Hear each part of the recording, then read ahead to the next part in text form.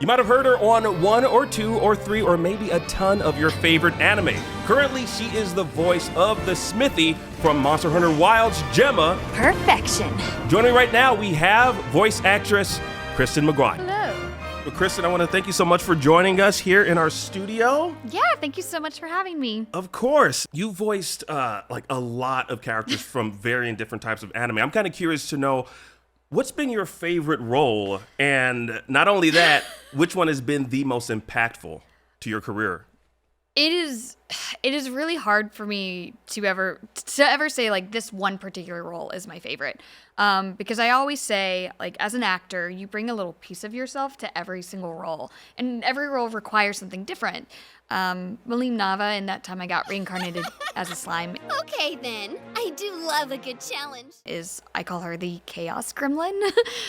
She's so much fun, and I love playing her, but she is 100% like just fun energy all the time. What magic is this? I've never tasted anything so delicious in my whole entire life! Whereas like Vueko in Maiden Abyss is a very tragic character with a very tragic backstory. But that said, if I could say like what I felt like really made a huge impact on my career, it would probably be Hinano in Assassination Classroom. Hi guys, trying to scrape up some spending money for our getaway. That was my first reoccurring role. So I went from being at the studio like once every 2 months at the time to suddenly they're like, we need you here every single week. And so that was the first time as a voice actor that I was like, I have work for the next 22 weeks that I can depend on. So being around the other directors more on a weekly basis kind of helped, I think, ingratiate me into the voice acting pool a little bit more than I had been previously.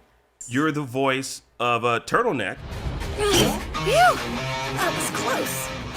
Kind of curious to know your thoughts. How do you feel about the series wrapping up? I do watch the show. My husband actually plays Bakugo in the show, Clifford Chapin. So we watch it every week, and, you know, not just to support him, but because we really do like the show.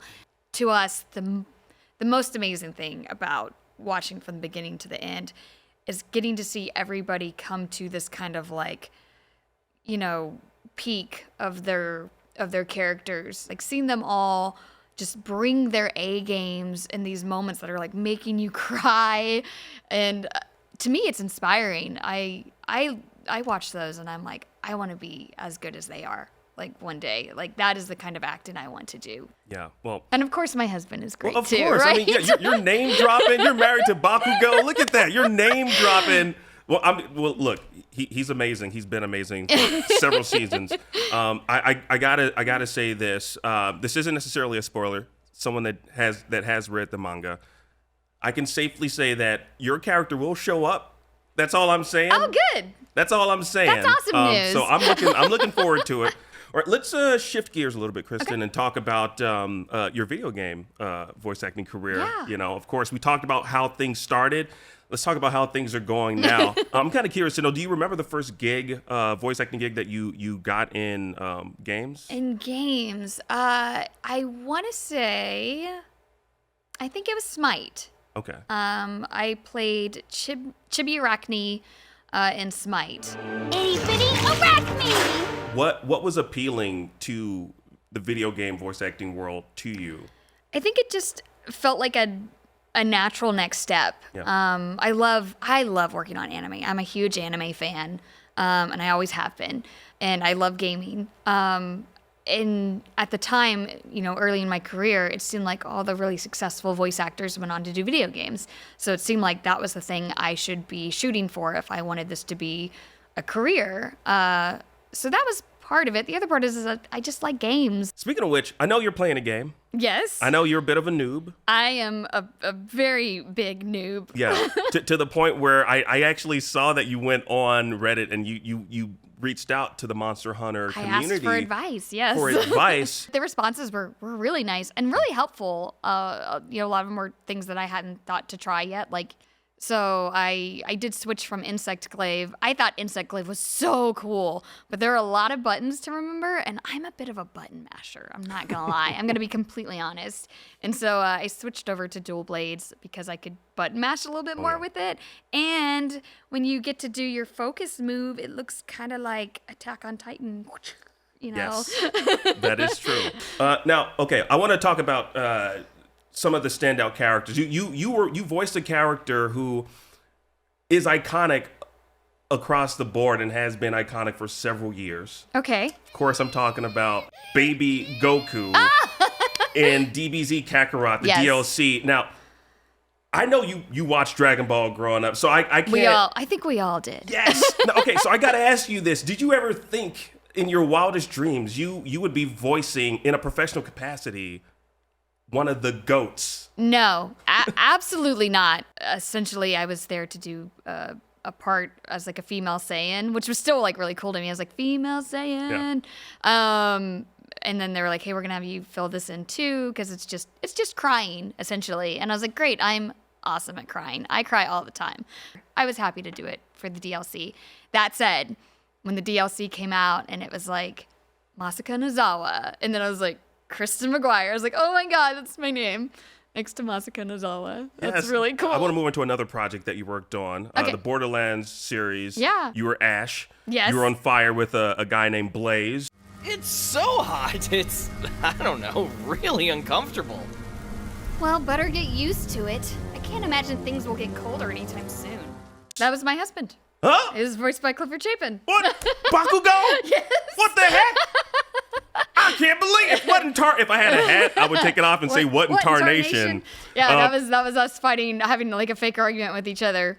So. Was that just you? Did they just like sneak microphones into your house and they just recorded you? No, but we did do, because it was during the pandemic, we did the audition in the booth together. Okay. Reading off of each other and sent it in that way, and we booked it. So, guess it worked. That's crazy. Obviously, y'all have chemistry. You're married, so I think that's a testament to that. What was your experience like working on Borderlands 3 and then subsequently Tiny Tina's Wonderland? It was so fun. Because in both of those, oddly, I got to use a Southern accent. Yeah. So I am actually from, I spent the first half of my childhood in Tennessee and the second half of my childhood in Virginia, right outside of D.C. So I used to have a very thick Southern accent. When I moved, they were like, where are you from? And I was like, Tennessee. So I lost my accent, in an attempt to fit in. But it's so funny because now I can use it like all the time. Yeah. And I have used it several times in video games specifically. In Borderlands 3 Bounty of Blood, they specifically wanted Southern accents because it was Western themed. So I was like, oh man, I got this down. Maybe if we wanted to be cold, we'd have cooled ourselves off. Or what? You think we're too stupid? And then in Tiny Tina Wonderlands, they were like, hey, she's a farmer. I was like, oh, she's a farmer. Do you want her to have a Southern accent? They're like, maybe like a slight Southern accent. I'm like, guys, listen, I'm from Tennessee. There's no slight. It is either full on Southern or not at all. Like, I can't just like maybe give you a skosh of it. And they're like, well, what would it sound like? And I'm like, it would sound like, hey there, my lord. And they were like, we love it. Sold. My plan was to swoop in, defeat all of the goblins, and save her herb garden. Now how am I supposed to catch her fancy? Well, gad nabbit, you definitely, you delivered on that too. And then, of course, you were Mother Fearest. Mother Fearest. Oh my gosh, with her milk gun. So weird. It's so weird. But I love that one because a lot of people don't know that's me. Really? She's oh, Kriegikins, drink up, my little Kriegikins. It's not like something I normally do. Drink up, my little Kriegikins. You can't be a baby forever. I kind of just embrace whatever comes my way when I'm in those sessions. It's Borderlands. It's gonna be weird, So they're like, she's got a milk gun. You got to drink from the milk gun, and I'm like, yeah, it makes sense. Like, let's go. Let's talk about a project that a lot of people have been playing. Mm-hmm. There's a huge fandom around it. Monster Hunter Wilds. You're the voice of the Smithy Gemma. Yes. Which is freaking amazing, by the way. Also, I don't know how many people watching this know this. This isn't actually your first time voicing a character in the Monster Hunter universe. You portrayed Lute's mom Yes. in the anime series Monster Hunter Stories Ride On. Oh, Lute. Was that your first introduction to the Monster Hunter franchise? Yes, it was. I mean, I'd always heard about it, of course, Yeah. but that was my first time working on it in a professional capacity. From the audition to where we are now in the game, like what was it? Was there an evolution of the voice of Gemma? Like how did you find the character? Like how did you find your take on this character? So there was no picture or anything when I auditioned. We literally just had the kind of like description of her personality. And so my interpretation of the character when reading through the breakdown was just that she seemed like a really cool kind of like older sister type. She seemed, I could tell she was a craftsman of some kind, so she was probably passionate about her work. I'm an artist, so I understood that part of it. And so I just tried to bring a little bit of my own experience, like as an artist, and like how you can appreciate the craftsmanship of something. And also like I'm a mom, so I have kids. So I thought about like how I would deal with being around like my kids' friends, not my kids per se, but my kids' friends. And so I just kind of brought those to it and thought, this is what I think she would sound like. I'd give her this kind of like lower textured voice of like, oh, hey, that's cool. It's not ideal, but I can make do, especially since we might be on the move soon. And that's what I went with, and that's, I guess, what booked me the part. I don't know what all goes into the final decision making, but they seem to really like it. What can I say? I come in handy. You probably might have seen it online. There's a fascination with this character. I mean, she's really cool. She's really really cool. Like the aesthetics alone, like the character design is on point. Like Capcom, y'all were cooking with that character, and they know it as well. So I'm kind of curious. What do you think is the attraction to this character? Do you think it's like maybe a combination of just like your voice acting, the way she looks, or even like her backstory and the way it kind of like progresses throughout the game? Like, what do you think? I mean, is the attraction? Personally, I think it's a good combination of her personality. She's got a very friendly, outgoing personality. What? We are so gonna talk later, pal. You know, she's the kind of person that, you know, she cares for her friends, she cares for people around her, but she's also, you know, she takes charge when it's needed, you know. She's someone that I feel like inspires confidence. She does look really cool. Like the first time I saw her, I was like, this character is way too cool for me to be voicing her. She's both temperatures. She's cool and she's hot. She's yes, she's no. Yes, she's hot and she's cold. Yeah, you're right. There you go. But there's something there that you see throughout the game that just keeps you wanting to know more about this character. You know, there is something that kind of just like draws you in, and I think that's a rarity for a character that is a blacksmith in other types of games. I think they did a really good job of fleshing her out. Yeah. You know, Yeah. like I said, because a big part of I think what makes Gemma so cool is not just her looks, but her personality. She's she's the kind of person you'd want to hang out with. I feel like I'd want to hang out with her. She seems fun. Yeah. Just look at that firebrand go. It reminds me of me. You watching? Yeah. Yeah, and I got to ask you this question. Yes. Now, you voiced a slew of anime characters. Mm-hmm.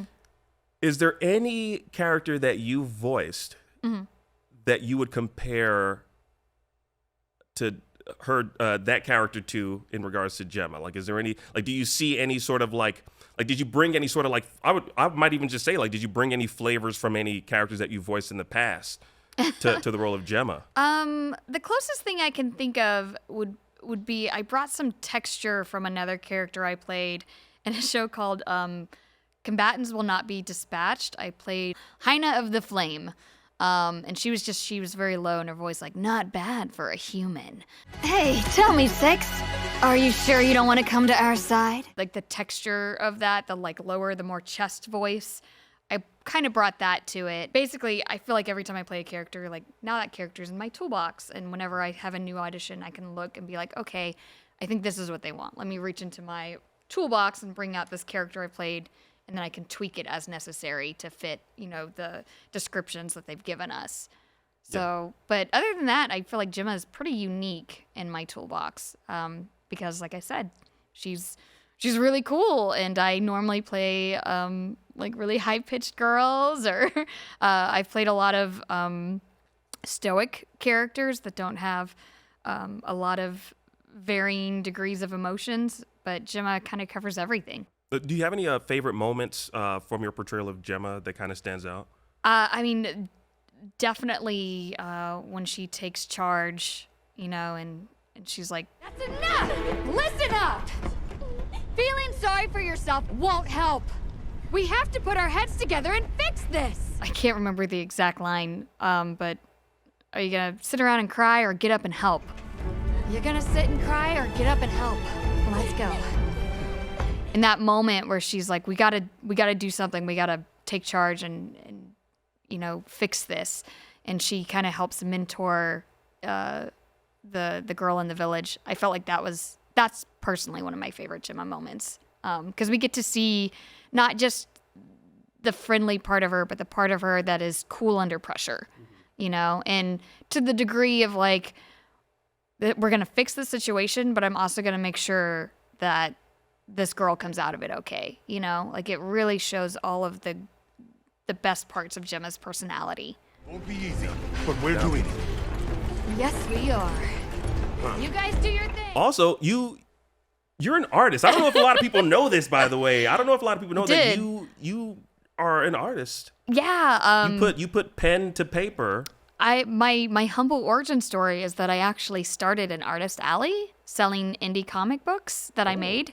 It was about unicorns that turned into hot dudes. It was all original artwork. I never did fan art until I became a voice actor, and now like 90% of what I draw is fan art because that's what people want. Yeah. Well, I mean, speaking of fan art, you brought a couple of pictures here, which I was trying to guess what they are. Because you didn't look, right? Yeah. All right. So here's the first one here. So this is Kachina and Mualani from Genshin Impact. They're really good friends, and so I wanted to draw something for both me and Cassandra Lee Morris, who plays Mualani, and I gave her a copy of it, and I'm like, you could sell it too. So that one is probably one of my most popular ones at conventions. Let me take a look at this. Oh my goodness! You drew this? Yes. Did you color it too? Yes. This is so good. Are you impressed? I told you you would be. Very impressed. This is my first time looking at this, by the way. I told myself I would not look at it until we started filming. All right, so yes. So there's the second one. And the second one is Gemma. I love this. I love just, I love the bokeh effects in the background. Yeah, This is so damn good.